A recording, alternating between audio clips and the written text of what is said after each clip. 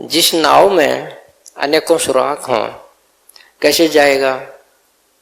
एक सुराख हो तो बंद भी कर ले, अगर कई सुराख हों और वो नाव को लेकर के समुद्र में उतर जाए वो डूबेगा जरूर। एक नाव हो तो रोक भी ले, कोई बात नहीं, एक सुराख हो तो रोक भी ले, अगर कई सुराख हो तो क्या करेगा? इस सुराख ने बंद करेगा तो वो खुला पड़ा है, उसको खुलेगा तो वो खुला पड़ा है, जितने बंद करते करते नाव भरी जाएगी। तो हम लोगों की जीवन में अनेकों सुराख हैं, अनेकों कामनाएं हैं, अनेकों वासनाएं हैं, अनेकों बाहर के लक्ष्य हैं, उनके अंदर कभी उसके अंदर, कभी उसके अंदर, कभी उसके अंदर डिवाइड हो जाते हैं और एक दिन खत्म ही हो जाते हैं। एक ही सुराख हो, चलो उसको हम बंद भी कर सकते हैं, लेकिन अनेकों सुराख उनका क्या करें? हमारे जीवन में तो अनेकों सुराख हैं, पता नहीं कौन से सुराख से पानी भर जाता है, ये बहुत सागर है, डुबो लेगा। पहले ये अपने सोने माल की वो थी नदी, ये कच्ची थी, पहले समझाने के लिए बताता हूं मैं कि ये कच्ची थी, पहले कच्ची, ये पक्की नहीं थी। लेकिन बंसीलाल आ गया, फिर बंसीलाल उधर जो है राजस्थान में क्या होता, अपने इलाके में पानी ले जाना चाहता था, लेकिन वहां तक पानी नहीं जाता था। क्यों नहीं जाता था? ये कच्ची नदी थी, पानी रिसता था इसके अंदर से, छोटे छोटे छोटे छोटे छोटे छोटे अनंत सुराख थे, उन छोटे छोटे जो है सुराखों के जरिए से पानी रिस जाता था, नीचे जमीन में उतर जाता था और चौवा हो जाता था। यहाँ इस नहर के चारों तरफ इतना चौवा था कि पशु चलते चमासे में तो उनको जो पैड होते ना पशु की, वो पैड इतनी सारी गरक जाती तो उसमें पानी निकल आता था, इतना चौवा था। क्यों था? वो सारा नदी का पानी चू चू करके सारा वहां पर फैला हुआ था, आगे पानी नहीं जा सकता था। तो बंसीलाल ने क्या किया, आकर के नहर को पक्का करवा दिया पॉलीथीन लगवा के कि इसका पानी ना रिसे, पानी आगे चला जाए। जो मोरी बड़ी बड़ी थी छोटी छोटी करवा दी, तो पानी वहां पहुंच गया जब पानी नहीं जा सकता था। क्यों पहुंच गया? क्योंकि छोटे छोटे सब सुराख बंद कर दिए, नहर को पक्का कर दिया और जो पानी का बहाव था वहीं गया जहां ले जाना था। ये मैं कहता हूं कि आपका तो लक्ष्य तो होना ही चाहिए कोई न कोई। अगर इतने आपके सुराख होंगे तो कैसे जाओगे? तुम नहीं जा सकते जहां तुमने पहुंचना है। छोटे छोटे सुराखों से रिस जाओगे, खत्म हो जाओगे। वहां पानी पहुंचा दिया टिल्लों पर, वहां हरा भरा कर दिया टिल्लों पर। क्यों कर दिया? जो नहर को पक्का कर दिया, उसका रिसाव बंद कर दिया, अनेकों रिसाव थे बंद हो गए, पानी सीधा चला गया। रिसाव जब तक आप बंद नहीं करोगे इस मन के, शरीर के, इन विषयों के, इन कामनाओं के, तो आप एक मुखी हो नहीं सकते। एक मुखी नहीं हो सकते तो नहीं जा सकते। संसार फिर भी आपके हाथों में है, मैं कुछ भी कहूं, काम धंधा आपके हाथों में है, मैं कुछ भी कहूं, धन दौलत सब कुछ आपको चाहिए, मैं कुछ भी कहूं, लेकिन मैं फिर भी कहता हूं कि अपने आप को भूल करके इसमें जाओगे तो आपको नुकसान है। इतना इसमें समझ के जाओ कि ये महत्वपूर्ण है, इतना ही महत्वपूर्ण है कि हम इससे जीवित रहते हैं बस जब तक जीवेंगे। अगर आपने ये समझ लिया कि आपका लक्ष्य ही है, लक्ष्य नहीं है, लक्ष्य आपका तुम्हारा अपना स्वरूप है, अंदर का स्वच्छ चैतन्य है, वो आपका लक्ष्य है। उसके साथ एक रहते हुए संसार में काम धंधा करते रहो, कोई दिक्कत नहीं है। अगर उसको भूल करके संसार में फंस गए तो दिक्कत ही दिक्कत है, दुख ही दुख है। संसार का कार्य भी करते रहो और अपने आप को याद भी रख लो, केंद्र भी बना लो और कार्य भी कर लो। एक शब्द भी है कि कृपा करने की कर तुझ पे, या बिन पार नहीं लगना। कृपा करने की कर तुझ पे, या बिन पार नहीं लगना। तू ही तेरा साज समान, तू ही तेरा खेता है, तू ही तेरा बीजा है, तू ही बोवनहार। ताक धरा बीज अधर नहीं खिलना। क्या कर रहा है ये कह रहा है कि तू ही तो तेरा खेत है, तू ही तेरा साज समान है, तू ही तेरा बीज है और तू ही बोने वाला है। और ताक धरा बीज आकाश में नहीं खिलना, उसका पेड़ नहीं बनना, उसका स्वरूप नहीं आना। ताक का मतलब जैसे कोई आड़ा हो, आड़ा अलमारी हो, बीजन में उसमें रख दो, कुछ नहीं होगा। मौसम आएंगे चले जाएंगे, मौसम आएंगे जाए जाएंगे, वो बीज वहीं रखा रहेगा, मौसम उनको छू ना पाएगा। मौसम छू ना पाएगा तो कोई बदलाव नहीं होगा। ये मौसम आते जाते थे मगर छू मुझे ना पाते थे, आज ये क्या हो गया मुझको बगैर दुख के नैन भर आए। मौसम आते जाते थे मगर छू मुझे ना पाते थे। यही हाल हो जाएगा अगर आपने सुरक्षित कर लिया आपने, तो आपका यही हाल हो जाएगा। तो मैं कह रहा था कि आप ही बीज हो। अगर आपने अपने को सुरक्षित कर लिया, आप नहीं करोगे जो तुम्हारी अंतरात्मा कहती है, ये मतलब है सुरक्षित कर लिया आपने अपने आप को। आपका पौधा नहीं बन सकता, आपका स्वरूप नहीं खिल सकता, तो बाहर के गुरु की मानो या भीतर के गुरु की मानो, मान तो लो। मानने के बगैर तुम्हारा बीज बीज ही रह जाएगा। जैसे ताक धरा बीज बीज रह जाता है, वो अधर नहीं खिल सकता है। तो आप ही बीज हो, अपने आप को बीजो ना, अपने आप को बीजो। तो कहाँ बीजना, अपने ऊपर ही बीजना है। तुम ही साधन हो, तुम ही रूपांतरण करोगे बीज का, तुम ही रूपांतरण करोगे अपना, तुम ही अपने आप को खिलाओगे। तुम ही हो सारा आधार, तुम ही बोने आ रहे हो, तुम ही बीज हो, तुम ही साज समान हो, तुम बोवनहार हो। सब कुछ आप ही तो। मैं नहीं कहता कि तुम्हारा आसरा कहीं बाहर है। तुम्हारे अंदर जो होना चाहिए वो पहले ही है आपके अंदर। विकास करने के लिए, आत्म विकास करने के लिए जो आपके अंदर होना चाहिए, जो आपको चाहिए, वो आपके पास कुदरतन पहले ही है। कहीं छेड़ नहीं है थोड़ी सी भी कि आपके पास ऐसी चीज है जो आपके पास ना हो।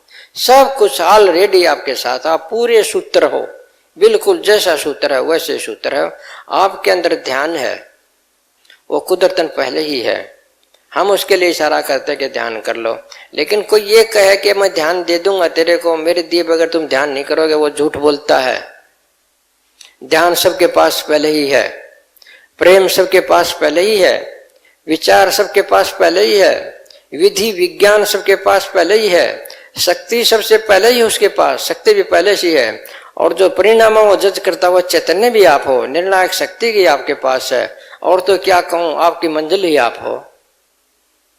और क्या बताऊं मैं आपको, आपकी मंजिल भी आप हो। और उस मंजिल तक जाने के लिए जो कुछ चाहिए वो आपके पास है। हाथ पसारने की जरा भी जरूरत नहीं है। सब आप ही हो। पालन करके देखो, आप अपना आत्म अनुसरण करके देखो, अपनी कृपा अपने पर करके देखो। करने की कृपा कहा है मैंने कि जब तक करने नहीं करोगे तुम पर कोई कृपा नहीं हो सकती। आत्मज्ञान के लिए कृपा काम नहीं कर सकती। बाहर के कोई 10 रुपये दे दे, कुछ और हेल्प कर दे, वो बात दूसरी है। लेकिन आत्मज्ञान पर कोई कृपा नहीं हो सकती। किसी भी कृपा से आत्मज्ञान नहीं हो सकता। आत्मज्ञान तुमको स्वतः होगा। मेरे पास ऐसी कोई कृपा नहीं है, किसी के पास ऐसी कोई कृपा नहीं है कि जिसके द्वारा तुमको आत्मज्ञान हो जाए। आत्मज्ञान खुद ही करना होता है, खुद ही चेतना से करना होता है। ये मैं आपको कहूं कि इस गुण का बोध कर लो, इस गुण का तुम ज्ञान कर लो। तुम कैसे करोगे? मेरे बताने से करोगे कि गुड़ मीठा होता है, मान लोगे तुम मेरा कहने से गुड़ मीठा होता है? तुम मान भी लोगे मेरे कहने से गुड़ मीठा होता है, लेकिन मिठास का आपको बोध नहीं है। आपको बोध जब होगा जब गुड़ की डली को जीभ पर रखोगे, डायरेक्ट जीभ पर रखोगे। ये बोध आप करोगे, मैं नहीं करा सकता, तुम्हारी जीभ तुम्हें कराएगी। बस यही कह रहा हूं, मेरी कोई कृपा नहीं कर सकती। मैं 100 बार कहूं कि गुड़ मीठा है, ये गुड़ मीठा है, ये गुड़ मीठा, आपको मिठास का बोध नहीं होगा। मिठास का बोध जब होगा जब तुम उसको आप खुद करोगे। तो सारा का सारा ज्ञान सब अनुभूति पर आधारित है। सब अनुभूति होगी जब होगी तो ये कृपा के जो बाहर के चक्कर हैं इनको भूल जाओ। जो बैठे बैठे बड़े गुरु जो कह रहे हैं बाहर, मैं ये निंदा नहीं कर रहा, मैं एक सत्य बता रहा हूँ। ये कह रहे ना कृपा करूंगा, तुम्हें जो एक प्रेम की दृष्टि डाल दूंगा, तुम्हें थोड़ा प्रसाद दे दूंगा, तुम्हारे कपाट खुल जाएंगे, तुम सतलोक पहुंच जाओगे। ऐसा कतई कुछ नहीं है। अपने पीछे लगाने के लिए सब कहते हैं वो कि पीछे लगे रहे मेरा, ऐसा कतई कुछ नहीं है। मैं तो देख रहा था एक वीडियो फोन में, एक महाराज है गुदड़ लपेट है भाई, वो एक से गुदड़ उसकी पहचान है। गुदड़े गुड्डे रहे, कितना लंबा पुराना गिरे रहे, कितने गुड्डे हैं कि माला पहरे रहे, पता नहीं क्या करे रहे, और पता नहीं क्या सिखावा है। वो का कृपा बताने का तरीका बताऊं कि तरीका कृपा कैसे देता है वो गुदड़ लपेट, कैसे देता है वो कहता है कि सुबह उठो, 20 सेकंड में आप ऐसा करो, उठते ही एक बार मुस्कुरा दो। सुबह उठो और मुस्कुरा दो, 20 सेकंड का काम है। डेली ऐसा कर दो, तुमको आत्मज्ञान हो जाएगा, कृपा आ जाएगी तुम्हारे पास। किसकी तरफ मुस्कुराओगे भाई? उठते ही मुंह चकड़ाओगे कि तुम मुस्कुराओगे? मुस्कुराहट वैसे थोड़ी आती है, डेली उठो और मुस्कुरा दो, किसकी ओर मुस्कुराओगे? मुस्कुराहट वैसे नहीं आता है। अगर आप जानबूझ के मुस्कुराओगे, ये मुस्कुराना नहीं, ये मुंह चकड़ाना है। और इस मुस्कुराहट से कौन सा ज्ञान होगा, कौन सी कृपा बरसेगी? इस तरह से लोगों को बैठे हैं लोग, पीएचडी डॉक्टर सामने बैठे ताली पीटते हो, बड़ा ज्ञान बताया, बड़ा योग बताया कि सुबह उठते 20 सेकंड के लिए मुस्कुरा दो, तुमको सब कुछ मिल जाएगा। मुस्कुरा लो ना भाई। सुबह तुम भी मुस्कुराना शुरू कर दियो, कुछ ना करियो, सुमन करियो, न ध्यान करियो, न क्रियाएं करियो, श्वास क्रिया करियो, ना कुछ ना करियो, सुबह उठते मुंह चकड़ा दियो, तुमको सब मिल जाएगा। ये कृपा देने के तरीके आजकल के महात्मा हो गए हैं। ये पहले तो कुछ करा ही देते, आज तो बिल्कुल सत्यानाश कर दे। एक कहता है कि तुम्हारी बुद्धि विशाल कैसे होगी? वो कर आगे 3 बार आकाश की ओर ऐसे हाथ जोड़ दो दिन में, सुबह उठते ही आकाश की ओर हाथ जोड़ दो, फिर दोपहर जोड़ दो, फिर शाम को जोड़ दो, तुम्हारी बुद्धि इतनी विशाल हो जाएगी जितना आकाश है, हो जाएगी। ऐसे जोड़ो भाई आकाश की ओर हाथ, आज ही सारा दिन खड़े रहो जोड़े जोड़े, देखो शाम तक तुम्हारी बुद्धि कितनी खिल जाएगी। मैं ये कह रहा, ये कृपा के लालच है, ये पता नहीं क्या क्या करवा रहे हैं ये महात्मा लोग, और वहीं ज्यादा फंसते हैं लोग। अंत नहीं है वहां जाने वालों को, मूर्खों का। बस आकाश की ओर देख लो, आकाश के हाथ जोड़ लो, तुम बुद्धिमान हो जाओगे, मुस्कुरा लो, तुम ज्ञानवान हो जाओगे। किसी समाधि के सामने माथा टेक दो, तुम्हारा कपाट खिल जाएगा। यहां तक लिख देते हैं कि समाधि है फलाने महात्मा की, उसके ऊपर से जानवर भी गुजर जाता ना, उसकी मुक्ति हो जाती है। कमाल है, कोई तो हाथ धोया करे। महात्मा के कपड़े रह गए हैं, खड़ाऊ रह गई है, उन कपड़ों के दर्शन कर लो, उन खड़ाओं के दर्शन कर लो, तो भी मुक्ति हो जाएगी, कृपा हो जाएगी। ऐसे ऐसे चीजें हैं, मैं क्या बताऊं तुमको कि आदमी को इतना पागल बना रखा है इन लोगों ने कि बस हद नहीं इनकी, तो पता नहीं कैसे कैसे क्या क्या करते हैं। आदमी में सूझबूझ कति नहीं, स्वार्थी आदमी में कोई सूझबूझ नहीं हो सकती। उसको तो गधा नजर आता हो ना, उसको बाप कहेगा कि गधा कर्ज में बाप बना ले, बस यही बात है। वो गर्ज होनी चाहिए, गधा हो चाहे बाप को हाले, उसको कहते हाँ ये गधा मेरा बाप है, उसका गर्ज पूरा हो जा। तो थोड़ी कड़वी बात भी मैंने कह दी ना आपको, किसी के बारे में कह दी, किन्हीं के बारे में कह दी, लेकिन कहनी जरूरी है क्योंकि लोग भटक रहे हैं, अपने आप पर नहीं आ रहे, कृपा के लालच में पता नहीं कहाँ कहाँ दुखी हैं, क्या क्या कर बैठते हैं। तो मेरा तो सत्संग का यही था सारा लक्ष्य